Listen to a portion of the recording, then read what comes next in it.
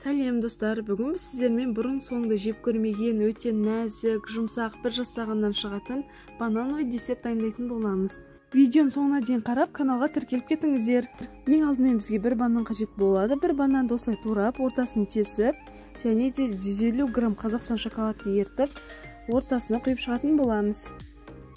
Дайын болған банандарымызды тоңазытқышқа жарты сағатқа салып қоямыз. Bir жұмыртқаны алып, үстіне бір ас қасық қант қосамыз. Және де шым-шым тоз.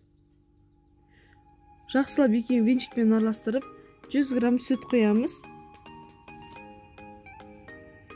Достар, міндетті түрде қопсытқышты онымен бірге араластырып, осылай видеодағыдай етіп саламыз. Електен өткізіп араластыратын боламыз. Жақсылап араластырып, дайын болған қоспамызға банандарды салып, екі жағын қызартып қуырып аламыз.